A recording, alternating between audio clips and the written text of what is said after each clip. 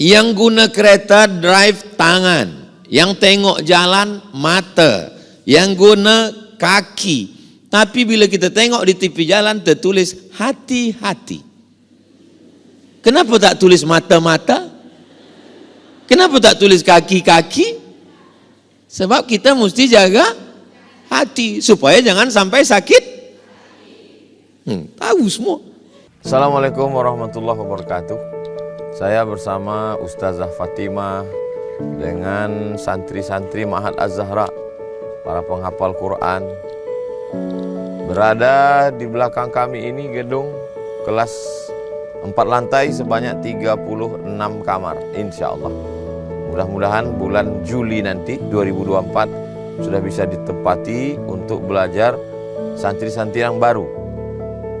Mudah-mudahan apa yang kita inginkan diperkenankan, disampaikan Allah niat baik kita. Saya mengajak kepada jamaah dimanapun berada, mari support pembangunan asrama Ma'had Az-Zahra. Niatkan hadiahnya untuk almarhumah ibu, almarhum ayah. 1, 2, 3 sak semen, batu bata, kerikil untuk menyelesaikan. Pahalanya mengalir untuk almarhumah melalui donasi BSI Bank Syariah Indonesia, nomornya 767 7777 227. Sekali lagi, BSI 767 7777 227 atas nama Yayasan Pendidikan Haji Rohana. Jangan lupa konfirmasi ke nomor berikut 0811 6650 026. Sekali lagi 0811 6650 026. Mudah-mudahan salah satu bukti cinta kita ke orang tua, kita melakukan satu amal yang mengalir untuk mereka. Dari mulai jam 4 subuh, anak santri bangun, tahajud, sholat subuh, menghafal, mengulangi bacaan, masuk kelas, sampai jam 10 malam. Disinilah mereka beristirahat. Berkah selalu, sukses. Assalamualaikum warahmatullahi wabarakatuh.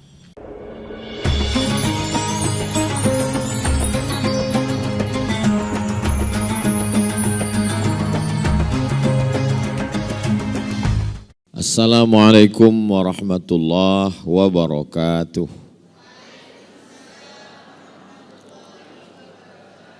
Alhamdulillah, wassalatu wassalamu ala rasulillah wa ala alihi wa sahbihi wa man tabi'ahu wa mawalah. Subhanaka la ilma lana illa ma'allamtana innaka antal alimul hakim. Rabbi syrah li sadri wa yassir li amri wahlul 'uqdatam min lisani yafqahu qawli. Ciri daripada masyarakat Melayu dalam berbahasa adalah berpantun. Boleh saya berpantun? Kalau tuan ke Bandar Seri Begawan, belikan saya 1 tembikar.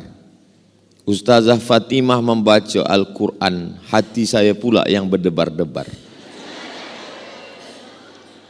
Saya belum pernah lagi kalau buat tazkirah pengajian beliau baca Quran, belum pernah. Baru sekali linah di Brunei Darussalam.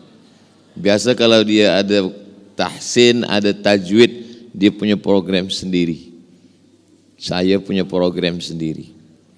Hari ini Masya Allah saya dimaklumkan oleh Puan Khadijah. Saya tanya tadi di jalan, kita dengan siapa kajian ini? Kata beliau, kita akan jumpa dengan semua perempuan-perempuan di Brunei Darussalam.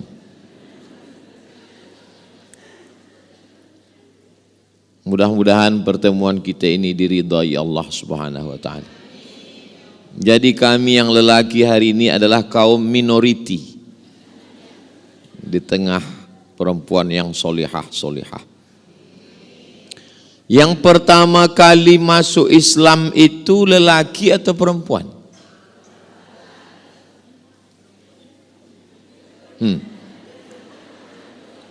Ada. Yang pertama, Nabi SAW dapat wahyu.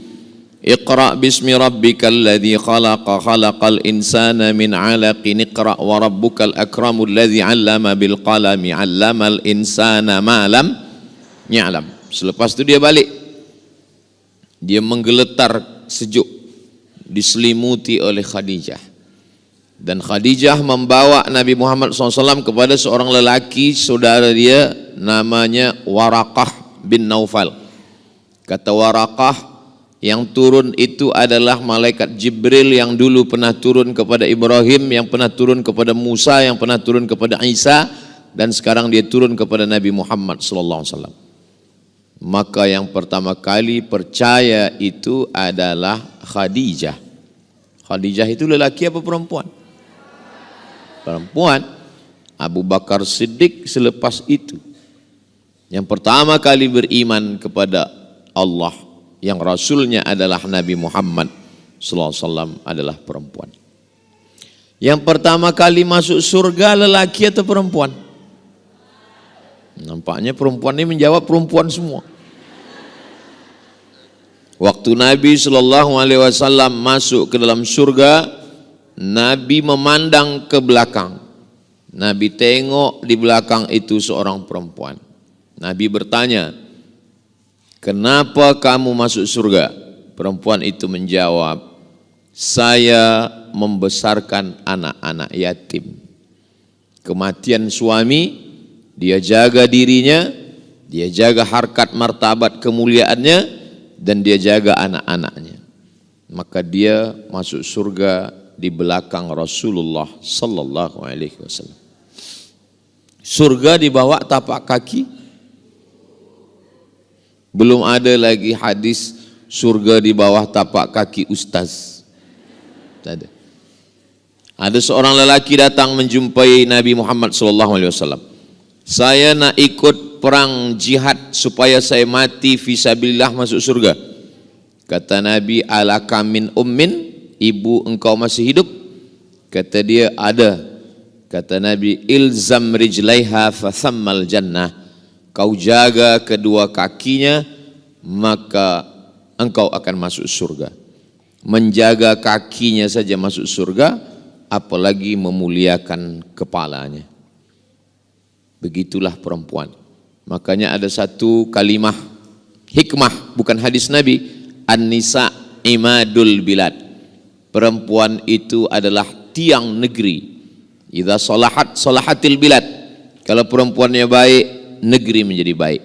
Wa idza fasadat, kalau perempuan rosak, fasadatil bilad, maka negeri pun menjadi baik. Saya sudah datang ke Brunei Darussalam dari tahun 2007. Sekarang sudah 2024. Barulah saya tahu rahasianya kenapa Brunei Darussalam ini baik. Rupanya karena ada perempuan-perempuan yang baik. Yang baru hari inilah jumpa saya secara khas. Selama ini dia di belakang saja, tak nampak. Hari ini Masya Allah, tabarakallah. Langkah, rezeki, pertemuan, maut, kuasa Allah subhanahu wa ta'ala. Tajuk kita pagi ini, mengelakkan fitnah wanita akhir zaman.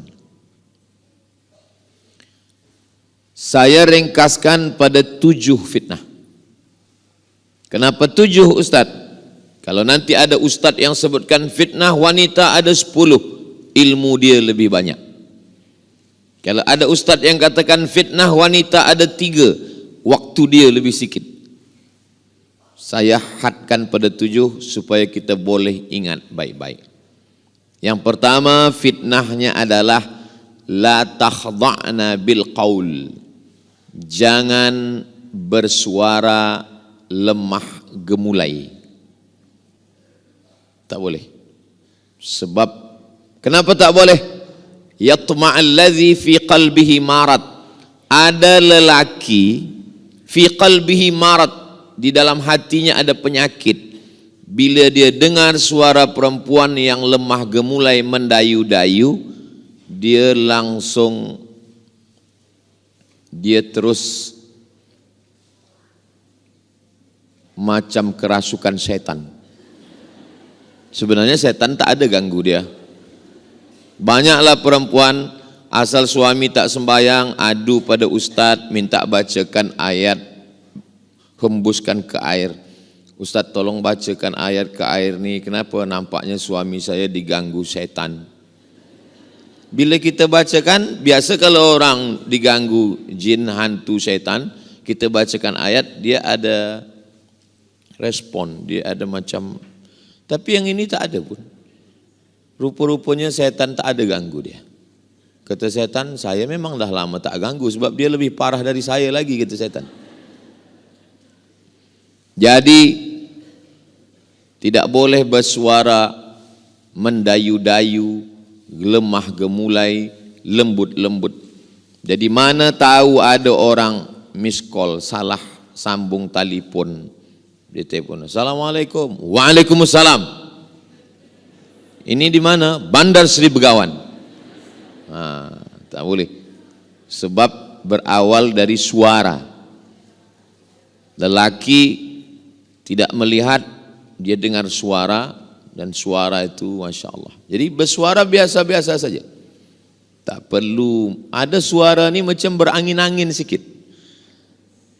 Nanti saya sebutkan macam perempuan pula bunyi saya, na'udzubillah. Jadi perempuan dari mula suara. Makanya ada setengah ulama mengatakan sautul mar'ati auratun. Suara perempuan aurat. Setengah, tak banyak. Nanti bila ada orang mengatakan, betul ke Ustaz Abdul Somad suara perempuan itu aurat? Kalau suara perempuan aurat, maka berdosalah saya dari tadi. Dari tadi saya mendengar solawat. Saya masuk tadi dengar sambut solawat. Itu solawat perempuan kan? Kalau begitu berdosalah mendengar solawat. Berdosalah mendengar suara perempuan membaca Quran. Itu kan istri ustaz, lelaki yang lain tak mahram dengar suara.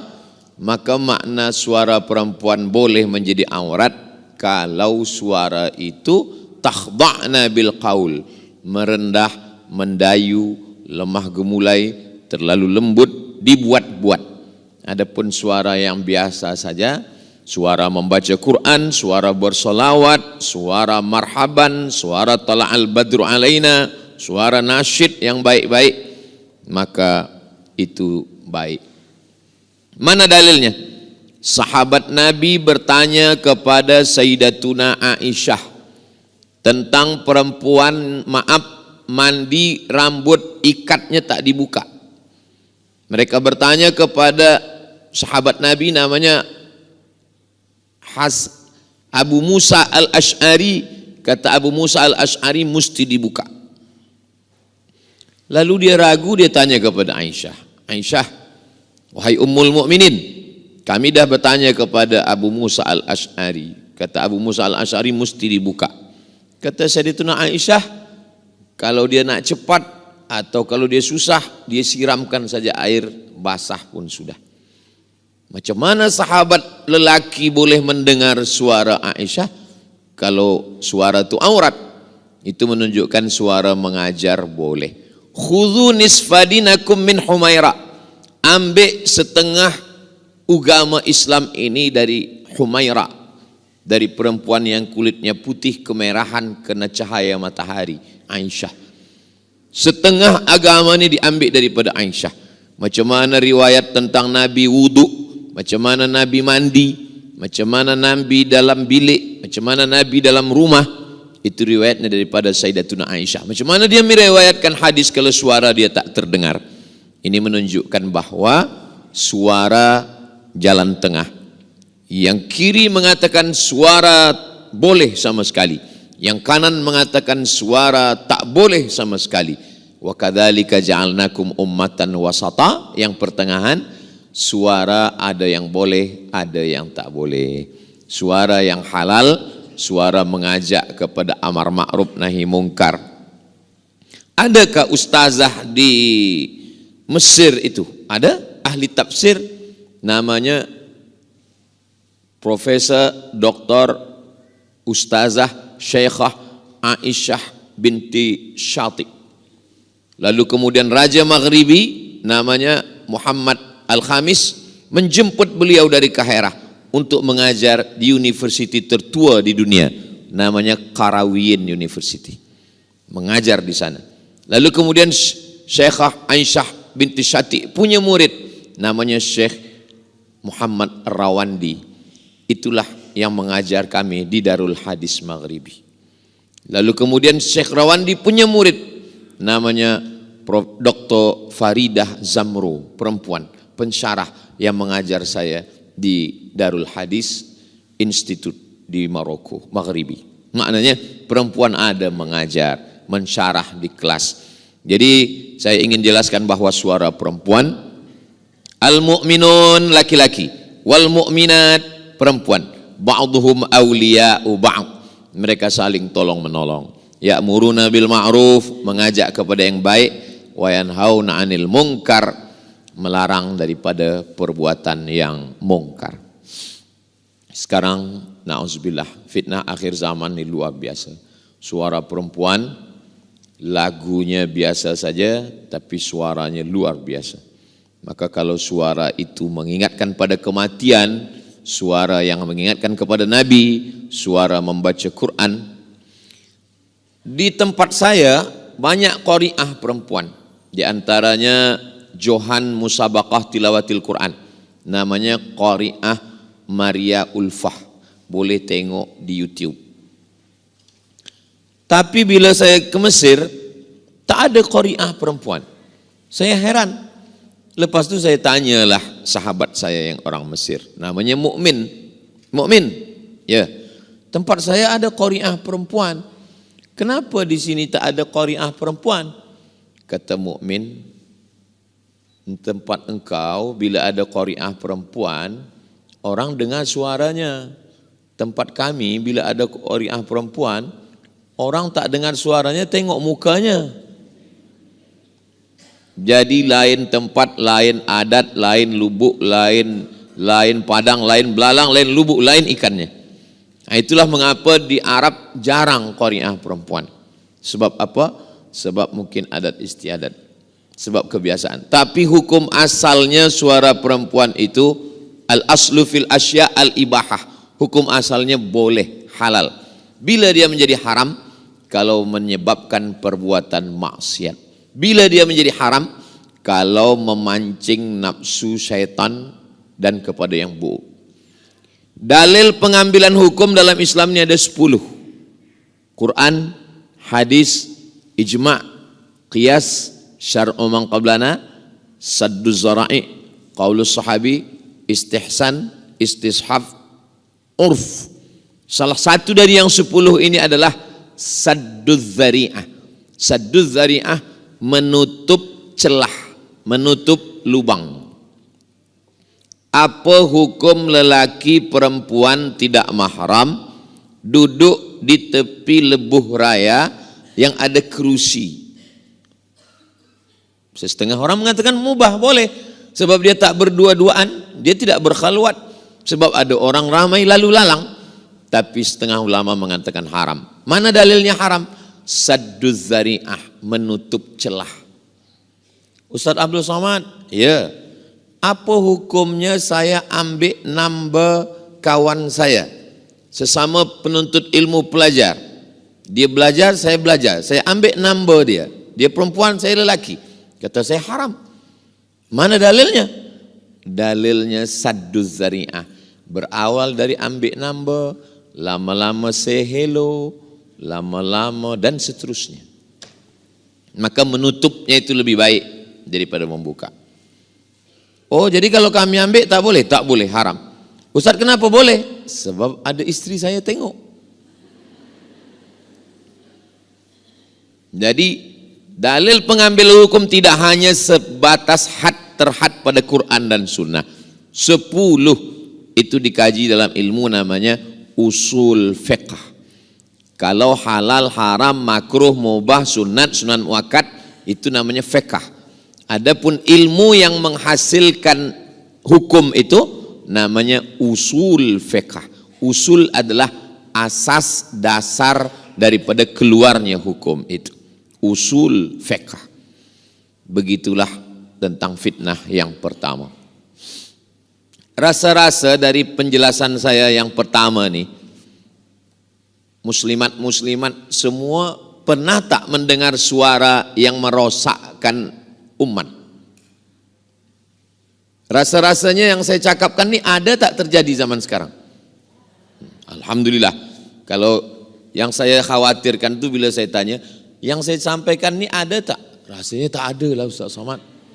Bila rasa ada, berarti rasa yang saya tahu, yang saya rasakan, yang saya sampaikan ini rupanya terasa juga oleh jamaah. Baik suara penyanyi, atau suara reporter, atau suara pengacara, atau suara apapun dia, kalau menyebabkan terbukanya pintu perbuatan maksiat. Bagi lelaki bila dia dengar, dia matikan. Sebab apa? Sebab itu pintu masuknya setan. Setan itu, kerja setan itu macam menengok api di lalang kering. Bila ada api, baru setan kerja dia mengkipasnya saja. Kalau tak ada api dia tak boleh. Apinya itulah suara perempuan itu.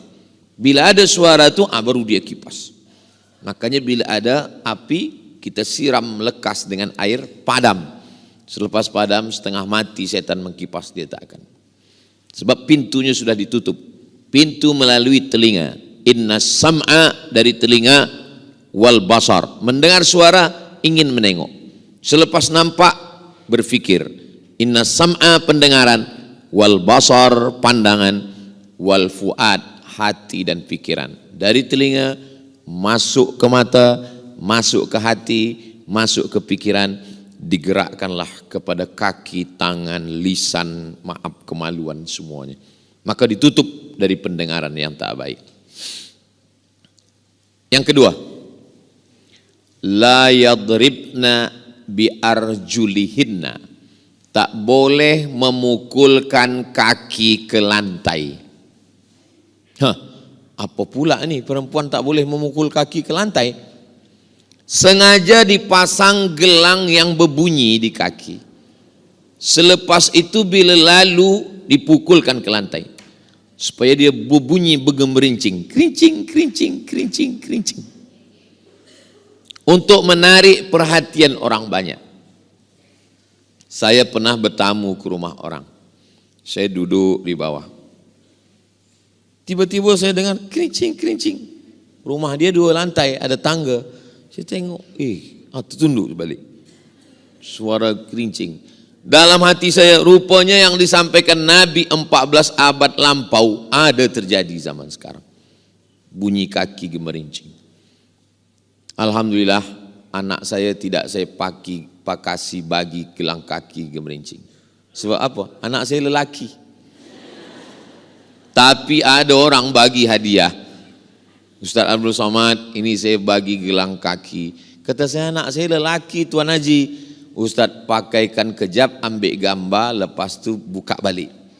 Nak senangkan hati saja. Sebab adat kampung kami suka kalau budak kecil dipakai ke gelang kaki. Gitu. Saya pakaikan kejap, ambil gambar, kirim pada dia, lepas tu saya simpan sampai sekarang. Apa maknanya? Kalau hanya setakat itu tak apa, atau tak berbunyi. Tapi makna ayat ini sebenarnya bukan khas pada gelang saja. Semua yang menyebabkan mata orang tertengok, maka dia boleh menjadi haram, sama macam hukum gelang kaki tadi. Dipakai kasut yang tumitnya 15 cm. Dia berjalan, kita yang sakit jantung. Menengok dia lalu, jantung.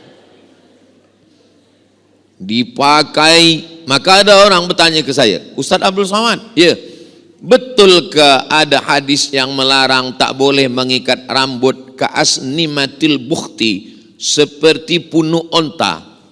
Itu pun sebenarnya daripada ayat ini juga.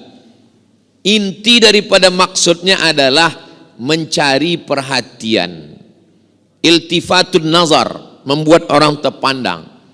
Jadi kalau hanya setakat rambut panjang kemudian dia ikat. Sebab bila rambut ni tak diikat, rambut ni kemana-mana. Bila nanti sampai rumah dibuka, waktu membuka tu rambut ke hadapan, laki masuk bilik, dia baca ayat kursi. Ini aku bang bini engkau, kata. bukan hantu. Jadi maknanya bila dia ikat sikit, agak naik sikit, tak apa. Sebab maknanya bukan tak boleh mengikat. Maknanya sengaja memang dipasang tinggi ke atas. Supaya apa? Supaya ditengok orang. Sebab ada salah satu sifat perempuan, dia ingin supaya ditengok, dipandang, diperhatikan. Itulah mengapa suami mesti memperhatikan istri.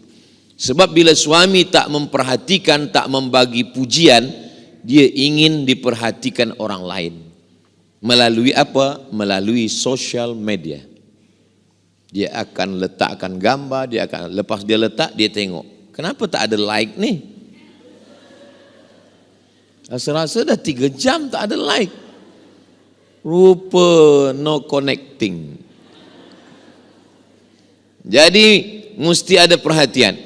Maka lelaki bila dia balik, walaupun sekarang ni yang mendengar muslimat, tapi saya yakin balik dari sini lelaki-lelaki juga bila di-upload nanti, lelaki juga menonton, dia dengar ulang. Oh, nampaknya ini untuk perempuan, tapi juga bagi kami untuk lelaki. Nanti bagikan ke suami-suami, anak-anak lelaki semua di channel Ustadz Abdul Somad Official. Subscribe, like, share, and comment. Supaya mereka boleh tonton, boleh tengok. Semuanya. Dari mula pakaian. Ada model pakaian ini yang kalau angin kencang dia boleh terbang. Macam kelambu. Kita disuruh biasa-biasa saja. Ini nampaknya Ustaz Somad macam menyindir-nyindir kami ini. Tidak. Saya adalah ustaz yang tak pandai sindir-menyindir. Saya ni kata orang Melayu, simbah daun nampak buah, to the point, langsung saja. Saya cakap saya tak pandai sindir menyindir. Sebab dulu pernah juga ada pengerusi masjid, nanti Ustaz Somad sampaikan ini. Saya sindir. Lepas tu balik kata dia, mohon maaf Ustaz, yang disindir tu tak datang. Jadi saya tak pandai sindir menyindir. Kalau saya cakap, terus saja saya sampaikan ayat, terus saya sampaikan hadis. Masalah manusia suka tak suka, kita balikkan pada Allah Subhanahu wa taala semuanya. Qalbul mu'min baina asabi'ir rahman. Hati orang beriman itu terletak pada kuasa Allah taala. Maka kita selalu meminta, ya muqallibal qulub, engkau yang membalik-balikkan hati manusia. Manusia nak dengar, manusia suka, manusia tak suka. Dan almarhumah mak saya selalu nasihatkan, kau sampaikan saja ayat Allah, kau sampaikan saja hadis Rasulullah. Manusia suka tak suka, yang penting Allah suka. Maka dulu awal-awal saya bawa almarhumah mak saya ke masjid besar, penuh orang ramai. Saya sangka bila balik nanti dia akan katakan, ramai orang datang tadi. Bila balik dia tanya, engkau tak ada pelihara jin kan? Apalah mak ni, kata dia. Saya ni ustaz. Aku takut engkau berkawan dengan jin, lalu kemudian jin itu menarik hati manusia supaya dia suka pada cakap engkau tak akan diterima Allah Subhanahu wa taala. Aku ni ustaz mak, takkan aku berkawan dengan jin. Jinnya ustaz juga, kata dia. Aku ni dari Mesir mak, dari Kahirah. Jinnya pun dari Kahirah juga. Kawan-kawan Fir'aun. Jadi nasihat yang paling dalam adalah nasihat ibu. Masuk ke dalam tangkai hati, jantung, kefikiran sampai hari ini. Jadi nasihat adalah supaya bertudung biasa saja, berbaju biasa saja, bercakap pun biasa saja. Engkau berlebih bukan kerana tudungmu, engkau berlebih bukan kerana pakaianmu, engkau berlebih kerana akhlak di hadapan Allah Subhanahu wa taala. Pertama, suara, yang kedua, kaki. Yang ketiga, la tabarrajna tabarrujal jahiliyatil ula. Jangan bersolek-solek jahiliyah dulu. Rupanya jahiliyah zaman dulu pun sudah tahu bersolek. Makna yang tak boleh ini adalah membuat sesuatu yang sudah elok menjadi lebih dan itu menurut perasaan dia saja. Sebenarnya orang yang menengok biasa saja. Tapi wala umanniyannahum, kata setan, wala umanniyannahum, aku buat dia selalu bersangka-sangka, berhalusinasi, menyangka akulah paling cantik, akulah paling elok, akulah paling pasang sini, pasang sini, pasang ini, padam lampu. Bila pergi tempat walimah, orang senyum, kita pun senyum. Orang gelak, kita pun gelak. Rupanya yang digelakkan orang kita. Sebelah hijau, sebelah biru. Jadi sebetulnya Islam ni susah betul, Ustaz Abdul Somad. Islam tak susah. Sebab Islam ingin kita natural, kita tabi'i, kepada tabiat awal. Makanya tidak boleh, hadisnya diriwayatkan oleh Abdullah bin Mas'ud radhiyallahu an. La'anallahul washimat, Allah melaknat perempuan tukang tato. Karena zaman dulu yang membuat tato itu perempuan. Diletak di sini, nanti bila puan muslimat pergi umrah, cuba tengok orang-orang yang Arab Badui. Orang Arab Badui nampak, nanti tatonya di sini, di sini. Masih ada lagi zaman sekarang. Nampak bekas tato. Sini, di sini, di sini. La'anallahul washimat, Allah melaknat tukang buat tato. Wal mutashimat, minta buatkan. Wal mutanammisat, mencabut. Ini apa nama? Alis, mencabut, dah elok-elok cabut. Wal mutafallijat, gigi dipotong ke. Wal mughayyirat, merubah lil husni, merubah yang dah elok menjadi merasa lebih. Adapun yang maaf memang kurang, nauzubillah, lahirnya kurang, entah bentuk gigi apa kurang, dia senyum kita pengsan, itu boleh, dia buat operation pada doktor. Ini doktor, sebab ini tidak normal, tidak tabi'i, tidak seperti nature, maka dia boleh balikkan kepada bentuk semula, boleh. Bentuk tumbuh rambut, atau alis ni sebelah tumbuh sebelah tidak, kemudian pergi ke Turki, Istanbul untuk menanam rambut ni, boleh ditanam, itu boleh, sebab balik kepada bentuk normal. Sebab bila dia pertahankan macam itu, orang pula berbisik-bisik, tertanya-tanya, kenapa hilang? Entahlah, kena sambar petir, kata dia. Adapun yang sudah elok, bila manusia merubah sekali, kata setan, ubah 2 kali. Pertama ubah ini, setelah itu ubah ini. Kata setan, ini kurang panjang, kuncupkan sikit. Nanti buatkan lesung pipit sini. Sudah ada sini, buatkan sini, buatkan sini. Saya macam-macam. Ini. Na'udzubillah. Semua. Padahal sebenarnya itu dia saja dalam pikirannya merasa karena bisikan setan. Sebetulnya kita yang menengok biasa saja. Orang yang sudah berpuluh kali operation, bila kita tengok muka orang sama semua. Muka yang buatan manusia itu sama. Saya bila bercakap macam ini, baik muslimat yang ada di masjid, salihin, maupun yang mendengar melalui streaming atau yang nanti melalui channel, kunci mendengar tazkirah Ustaz Abdul Somad dan ustaz-ustaz lain satu saja, jangan tersinggung. Beberapa jamaah mendengar tersinggung, balik meninggal. Sebab kita nak belajar. Saya tak tahu. Bila saya tazkirah ke masjid, tidak ada boleh orang membisik-bisikkan sesuatu ke saya, dan saya tidak mahu. Pengerusi masjid tak ada, Puan Khadijah tak ada, sesiapa pun tak ada. Saya menyampaikan kerana Allah. Bismillahi tawakkaltu ala Allah, la haula wala quwata illa billah. Jangan nanti bila dengar, nampaknya tertuju ke saya ni. Tak begitu, apalagi mata ustaz tu tadi agak ke saya pula. Pasallah saya ceramah menengok ke bawah. Artinya ini untuk kita semua. Nanti di akhir majelis saya tetap minta maaf. Ada kata yang tak berkenan di hati, menyinggung perasaan. Galah patah boleh disambung, kaca retak boleh direkat, hati yang sakit kemana ubat akan dicari. Boleh untuk tulis baju t-shirt belakang.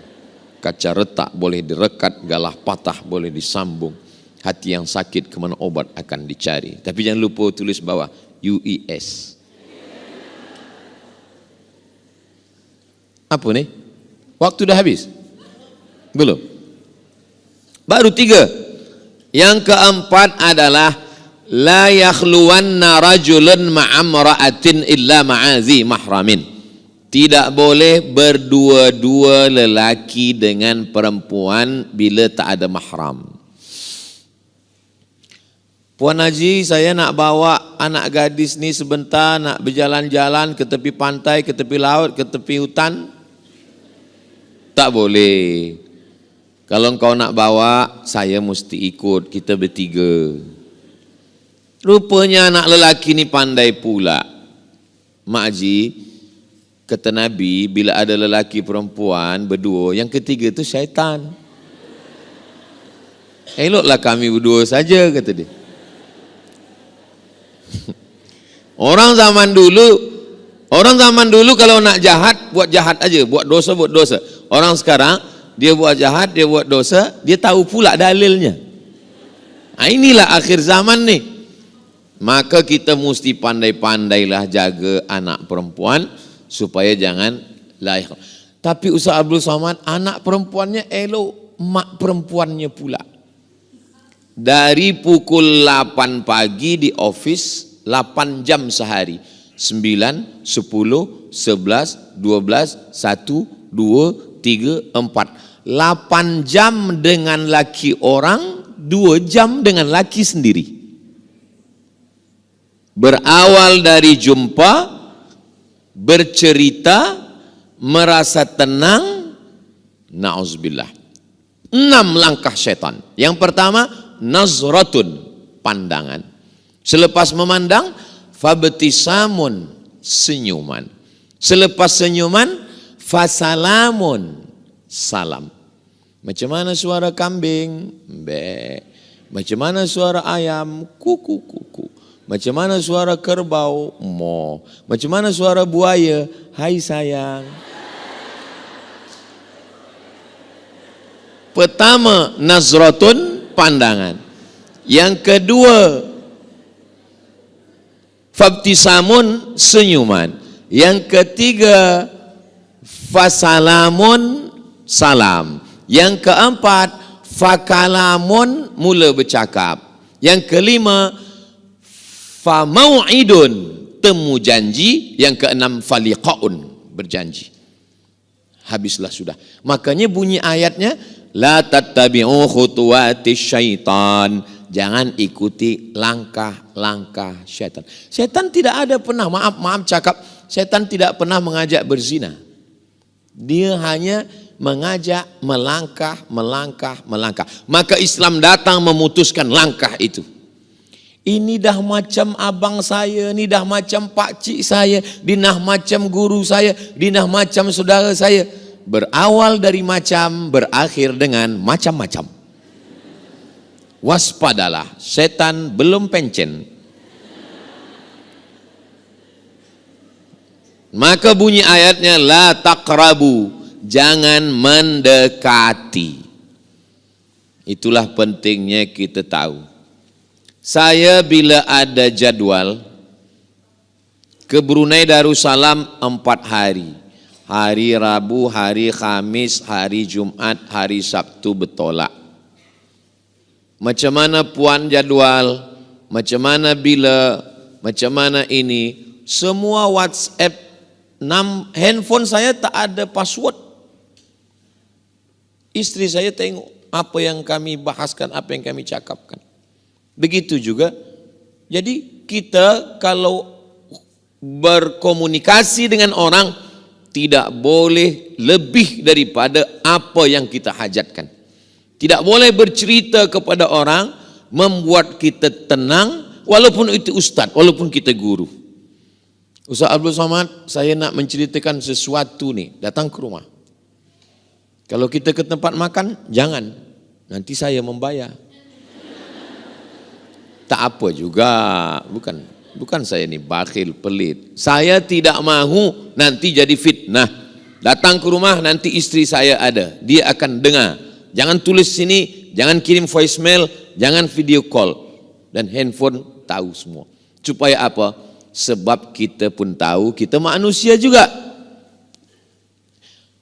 Orang jatuh bukan pada lubang yang besar, tapi dia jatuh pada kulit pisang. Kenapa? Kalau lubang besar dia hati-hati, takut. Tapi kalau kulit pisang dia, disitulah dia akan jatuh. Maka kita mesti berhati-hati.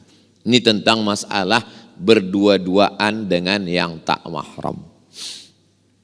Berangkat dari rumah pukul 7, masuk office kerja pukul 8, pukul 12, pukul 1 makan siang bersama, petang balik ada jam, sampai rumah mandi siap-siap maghrib, maghrib makan lepas isya, 9, 10 hanya 2 jam dengan suami dan anak, itu pun scroll WhatsApp, Instagram, Telegram, FB. Ustaz Somad cakap pasal FB, pasal Instagram. Ustaz pun ada Instagram juga, ada. Yang mana Instagram Ustaz Abdul Somad? Yang follower 8 juta tu lah. Maksudnya yang belum follow lah. Isinya tak ada lain daripada tazkirah, nasihat, dakwah, tak ada macam-macam. Dan saya tak tahu passwordnya. Sebab yang isikan semua admin. Ini saya ambil gambar, saya bagi tahu admin. Awak masukkan ini, awak tuliskan ini, awak ini. Ini jangan, ini jangan. Saya tak tahu. Kenapa Ustaz tak tahu? Sebab bila saya tahu, nanti saya baca komen, saya balas balik. Halakam ru'un lam ya'rif qadrahu. Celaka orang yang tak tahu siapa dirinya. Saya yang paling tahu diri saya, kelemahan saya. Nanti bila saya buka macam-macam komen, saya tengok orang kirim message macam-macam, maka saya serahkan pada orang lain. Inilah yang membuat saya tak katakan saya selamat, tidak. Selamat kita tu nanti bila kita mati dalam keadaan husnul khatimah. Hidup masih panjang lagi. Kita tak tahu. Maka kita selalu berhati. Ini sekarang dalam watawasau bil haq watawasau bis sabr. Berikutnya yang kelima. Yang kelima adalah la tusafiranna mar'atun illa ma'azi mahramin. Jangan musafir bersama yang tak mahram. Lepas saya khutbah Jumat, turun daripada mimbar, datanglah seorang lelaki hendak mencium kaki saya. Saya tarik, dia tegak balik. Badan dia tegap. Dia menangis. Ustaz, saya cakap menangisnya tunda dulu. Saya nak ba'diyah Jumat. Dia tundalah, macam mana menahan air mata saya tak tahu. Lepas ba'diyah Jumat, apa masalahnya? Saya hantar isteri saya ke airport. Dia nak pergi keluar, nak kerja dengan bos. Saya katakan pada bos, bos tolong tengok dan jaga isteri saya ni. Kata bos saya akan jaga. Rupanya betul-betul dia jaga, Ustaz.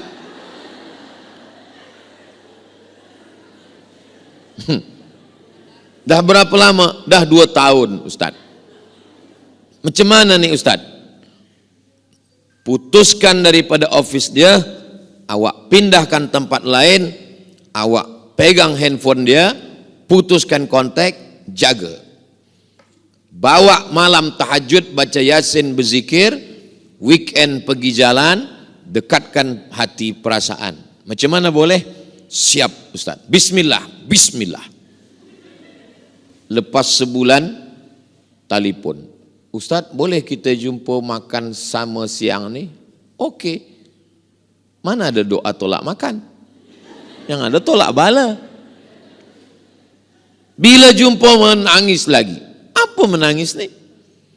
Hati saya tak boleh menerima, Ustaz.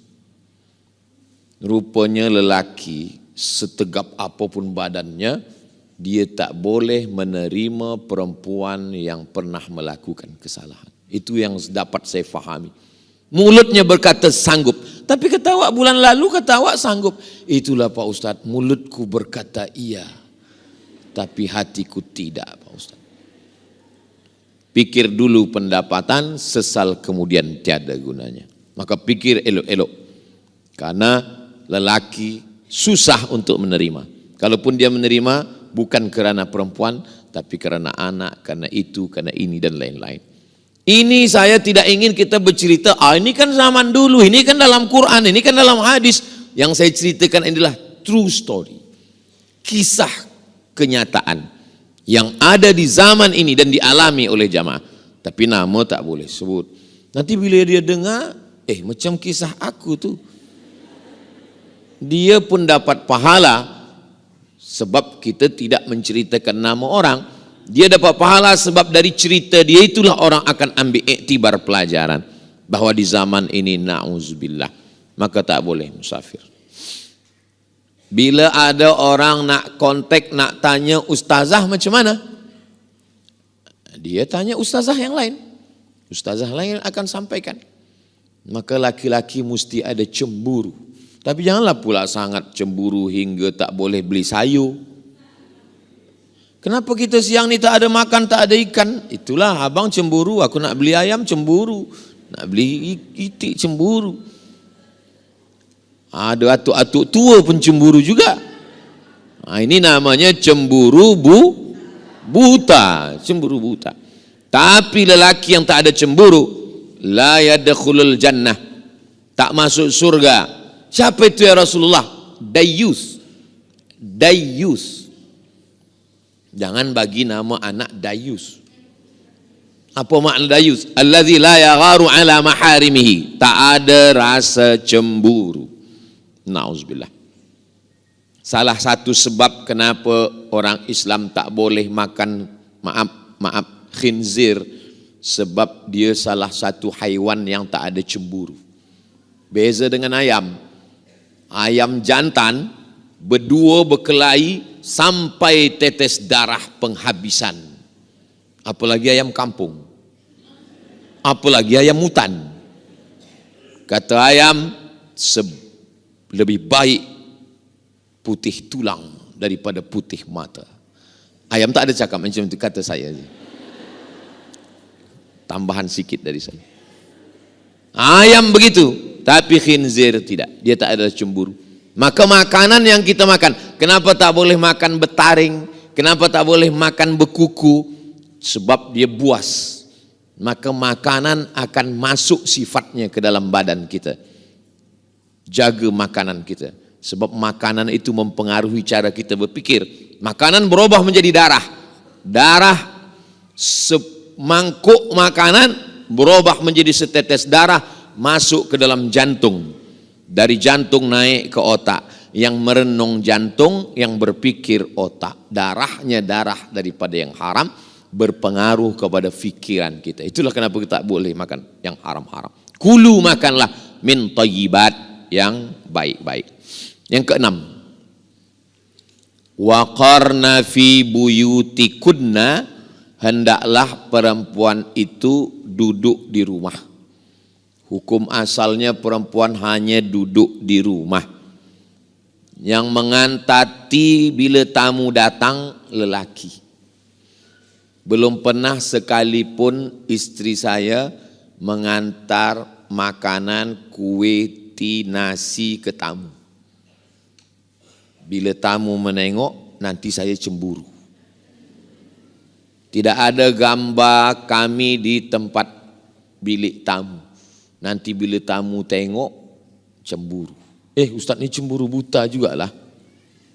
Apa maknanya? Untuk kita jaga. Perempuan, kalau kami pakai hijab boleh, tak masalah. Dulu sebelum taubat, sebelum hijrah, gambar muda-muda lagi dipasang, orang tengok, ini siapa? Bini kau. Dia dulu cantik juga ya. Ada hati manusia. Hati ini kita jaga. Maka jagalah hati. Kita nak pergi bawa kereta. Yang guna kereta drive tangan, yang tengok jalan mata, yang guna kaki. Tapi bila kita tengok di tepi jalan tertulis hati-hati. Kenapa tak tulis mata-mata? Kenapa tak tulis kaki-kaki? Sebab kita mesti jaga hati supaya jangan sampai sakit. Tahu semua. Begitulah Allah Subhanahu wa taala menjaga hati. Jadi kalau hati kita, saya pagi ini boleh menyampaikan selesa karena yang menyampaikan dengan yang menerima hatinya sama-sama terbuka. Tanyalah pada ustazah, ustadz yang biasa bagi tazkirah, macam mana rasanya menyampaikan kajian pada orang yang hatinya tertutup. Susah kita. Pernahkah ustadz mengalami macam itu? Ya, berat, rasanya payah nak bercakap. Bila tu ustadz? Tazkirah sebelum buka puasa. Saya tidak mahu diminta bagi tazkirah sebelum buka puasa. Sebab apa? Orang hati tertutup, mata tertutup. Ustaz Abdul Samad, ya, bolehkah datang ke majlis kami? Apa program kita? Tazkirah sebelum buka puasa? Tak. Saya dah mengalami beberapa kali. Kejap tengok jam, kejap tengok. Mungkin dia tengok muka saya macam ayam goreng. Alhamdulillah, akhirnya penderitaan pun berakhir. Terdengar juga suara azan. Allahu Akbar, Allah. Demikianlah tazkirah yang singkat ini. Mudah-mudahan bermanfaat. Tak lama datang AJK, Ustaz Abdul Samad, mohon maaf. Kenapa? Itu tadi azan radio dari Jakarta, bukan di Riau Sumatera. Belum lagi 10 minit lagi baru azan. Lepas buka puasa barulah saya sampaikan. Saya rasanya tadi menyampaikan tazkirah lama betul lah pada tuan-tuan. Kata jamaah yang mendengar, kami yang mendengar lebih lama lagi Ustaz. Tadi saya mula bagi tazkirah ni pukul 9, sekarang dah pukul 10. 1 jam saya bercakap, mengalir begitu saja. Ini menunjukkan muslimat ni hatinya terbuka kerana Allah Subhanahu Wa Taala. Iya ke? Kadang kita saja merasa. Tapi baru 6 saya sampaikan. Oh, kalau begitu tak boleh ke kami bekerja Ustaz? Kami kerja di office, kami mencari nafkah. Ada seorang perempuan namanya Asma. Asma keluar rumah mencari makanan unta dan kambing. Manakala Nabi menengok, Nabi tolong dia, Nabi bawakan sampai balik ke rumah. Asma ini anak Abu Bakar Siddiq, saudara Aisyah. Itu dalil perempuan boleh bekerja, bukan tak boleh. Untung saya tak terlupa menjelaskan ini. Kalau saya lupa, semua resign esok. Semua keluar office. Datuk Mufti dan Menteri Agama pihin mungkin akan telefon. Ustaz Abdul Samad jangan datang Brunei lagi sebab semua perempuan dah keluar office. Sebab tazkirah semalam lupa Ustaz bagi tahu. Maksudnya kalau dia cukup syarat boleh. Cukup syarat apa? Dia PhD, dia master, dia BA, dia punya ilmu, dia menutup aurat, dia menjaga diri, dia izin suami. Perempuan yang melangkahkan kaki selangkah dari rumah tidak izin suami, dari mula langkah pertama sampai dia balik laknat daripada malaikat. Laknat artinya ba'idun anir rahmah, jauh daripada rahmat Allah. Abang, izinkan saya nak bekerja ni, saya ada peluang. Kalau abang izin ya, awas kalau tidak. Tak boleh. Jadi izin ialah. Suami itu membagi izin ada 2 kemungkinan. Pertama kerana dia sayang, kedua kerana dia takut. Beza-beza tipis antara sayang dan takut.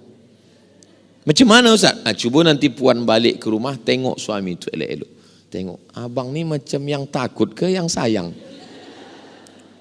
Ada seorang lelaki manakala saya makan di rumah dia bagi tazkirah, dia tanya, Ustaz ada yang saya nak tanya. Tapi suara dia kecil aja. Apa masalah? Apa hukumnya suami takut pada istri? Saya pun jawab pelan juga. Suami yang takut pada istri, dia tak kena azab kubur. Hah?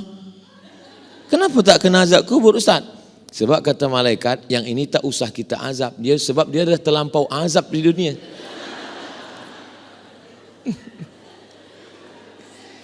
Semua perempuan itu yang membebel, yang bercakap, itu semuanya bukan kerana dia jahat, tapi kerana dia ingin suaminya selamat. Betul? Nah, betul, mengaku semua. Abang di mana, balik pukul berapa, mana duit, ini ada kain jangan lupa bawa sembayang, ini dah sembayang atau belum, miss call ini dah di mana, dengan siapa, di mana, tanya. Kenapa Ustaz tahu? Sebab banyaklah jamaah kejap-kejap ambil gambar dengan saya, kejap-kejap ambil gambar. Lama-lama saya, awak dah ambil gambar hari ini 3 kali, kenapa? Nak kirim pada orang rumah Ustaz. Sebab bila saya kirim ke dia dengan Ustaz, dia tenang. Engkau dengan siapa? Aku dengan kawan yang mancing. Oh, kamu mancing apa nih? Mancing masalah. Dengan siapa? Dengan Ustaz Somad. Alhamdulillah. Padahal dengan saya kejap je, lepas itu dia pergi. Maka perempuan boleh bekerja atau mohon maaf, pendapatan suami kurang. Jodoh kita tak tahu. Lalu kemudian dia bekerja, boleh. Abang, aku ni bekerja. Sebab apa? Sebab nanti bila ada zakat, aku bagi zakat.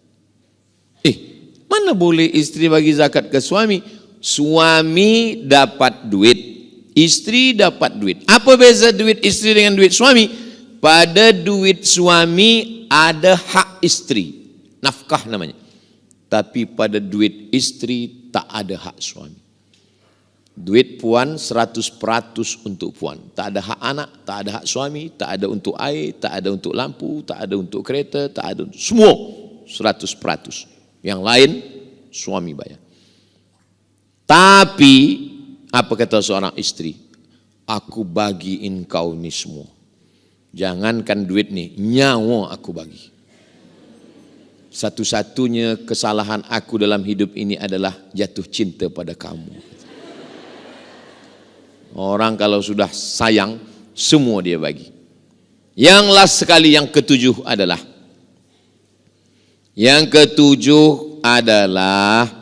yaitunya perempuan yang menderhaka. Kalau perempuan itu salataha, somat saumaha, melaksanakan salat khamsaha 5 waktu, melaksanakan puasanya, dia baik, maka dakhalatil jannah min haitsu sya'at. Dia masuk surga dari pintu mana saja yang dia suka. Ada orang bersedekah, masuknya dari babus sedekah. Ada yang rajin puasa, masuknya dari pintu babur rayyan. Ada yang suka berjihad, masuk dari babul jihad. Tapi istri yang solihah, kata Allah Ta'ala, masuklah engkau ke surga dari pintu mana saja yang kamu mahu. Mudah-mudahan puan muslimat semua masuk dalam golongan itu. Ya Rasulullah, bagaimana perempuan yang solihah itu? 3. Idza ra'aitaha sarratka. Kalau kau tengok dia, senang hatimu. Kalau kau tengok dia, senang hati. Maka berusahalah untuk menyenangkan. Kalaupun bersoleklah untuk suami. Ustaz, boleh ke rambut saya celup 3 color? Yang tengok siapa? Yang tengok suami saya. Boleh. Tapi banyak orang sekarang bila dia bersolek, ditengok laki orang. Bila dengan laki dia sendiri, tak usahlah kita sebutkan. Maka kemudian, idza amartaha ata'atka. Kalau engkau perintah dia patuh dan taat. Wa idza ghibta anha, kalau engkau pergi, hafizat, dia jaga harta engkau, anak engkau dia jaga. Senang mata engkau menengok, patuh engkau perintah, dan bila engkau pergi, anak dan harta engkau dia jaga. Jangan sampai laki pergi, bila balik anak hilang, harta melayang. Balik 2 telinga anak hilang. Na'udzubillah. Itulah 7. Bila ada yang menyampaikan lebih, itu kelebihan ilmu pada tuan-tuan guru kita. 60 menit. Sesuai dengan yang tertulis di botol. Tapi botolnya kecil je. Kalau besar 600 ml. Ini memang kecil tapi 3. Ada soalan-soalan. Masya Allah. Saya jawab soalan. Assalamualaikum warahmatullahi wabarakatuh. Saya bersama Ustazah Fatimah dengan santri-santri Ma'had Az-Zahra, para penghafal Quran. Berada di belakang kami ini gedung kelas 4 lantai sebanyak 36 kamar, insya Allah. Mudah-mudahan bulan Juli nanti 2024 sudah bisa ditempati untuk belajar santri-santri yang baru. Mudah-mudahan apa yang kita inginkan diperkenankan, disampaikan Allah niat baik kita. Saya mengajak kepada jamaah dimanapun berada, mari support pembangunan asrama Ma'had Az-Zahra. Niatkan hadiahnya untuk almarhumah ibu, almarhum ayah. 1, 2, 3 sak semen, batu bata, kerikil untuk menyelesaikan. Pahalanya mengalir untuk almarhumah melalui donasi BSI Bank Syariah Indonesia. Nomornya 767 7777 227. Sekali lagi, BSI 767 7777 227. Atas nama Yayasan Pendidikan Haji Rohana. Jangan lupa konfirmasi ke nomor berikut: 0811 6650 026. Sekali lagi 0811 6650 026. Mudah-mudahan salah satu bukti cinta kita ke orang tua, kita melakukan satu amal yang mengalir untuk mereka.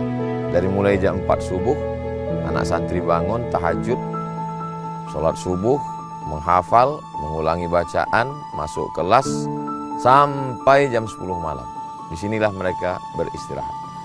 Berkah selalu, sukses. Assalamualaikum warahmatullahi wabarakatuh.